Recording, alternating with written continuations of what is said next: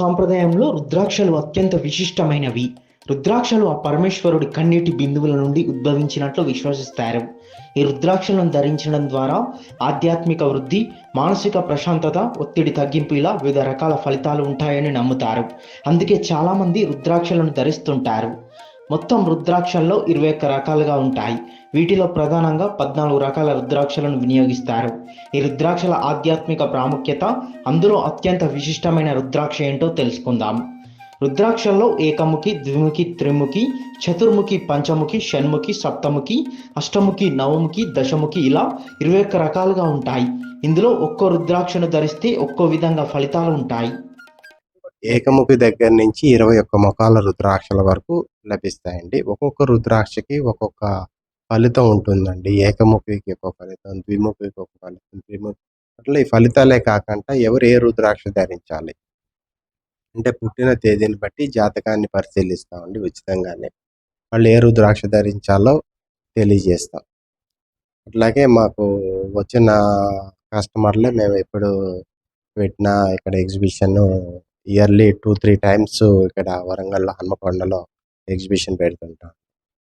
వచ్చిన కస్టమర్లే మళ్ళీ రిపీటెడ్గా వాళ్ళ కొలీగ్స్, ఫ్యామిలీ మెంబర్స్ అట్లాగే మాకు బాగుందండి, మా ఫ్రెండ్స్కి తీసుకొచ్చామండి, మా ఫ్యామిలీ మెంబర్స్ని తీసుకొచ్చాం, మా కొలీగ్స్ని తీసుకొచ్చాం, అట్లా వాళ్ళకి కూడా జాతకం చూసి రుద్రాక్ష ఇవ్వండి, రుద్రాక్ష మాల ఇవ్వండి అని చెప్పి అడుగుతుంటారు. అత్యంత విశిష్టమైనది చాలా రేర్గా దొరికేది ఏకముఖి రుద్రాక్ష. ఏకముఖి రుద్రాక్ష ఎవరు ధరించినా వాటి యొక్క ఫలితాలు మనం స్పష్టంగా తెలుసుకోగలుగుతామండి. కాకపోతే ఏకముఖి అందరూ ధరించకూడదు, కొన్ని నియమాలు పాటించవలసి వస్తుంది. అందుకని అది చూసి జాతకం చూపించుకొని ఎవరు ధరించాలనేది తెలుసుకొని అప్పుడు ధరిస్తే మంచిదండి. ఈ రుద్రాక్షల్లో ఏకముఖి రుద్రాక్ష అత్యంత విశిష్టమైనది. ఇది చాలా అరుదుగా లభిస్తుంది. ఇది ఆ పరమేశ్వరుడి స్వరూపంగా అత్యంత పవిత్రమైనదిగా భావిస్తారు. ఈ రుద్రాక్ష సిరి సంపదలను, ఆరోగ్యం, ఆధ్యాత్మిక జ్ఞానాన్ని పెంచుతుంది. ఏకముఖి రుద్రాక్ష మంత్రతంత్రాలను తిప్పికొట్టి రాజకీయాల్లో, వృత్తిలో ఉన్నత స్థానాలకు చేకూరుస్తుంది.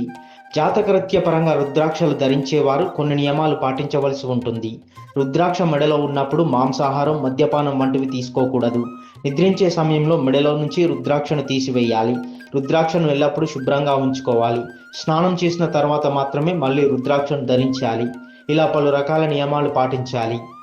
రుద్రాక్ష మాలకి కొన్ని నియమాలు ఉంటాయండి, అది వాళ్ళు పాటించాలండి. రుద్రాక్ష మాల అంటే పెళ్ళైన వాళ్ళు నైట్ టైం తీసేయాలండి.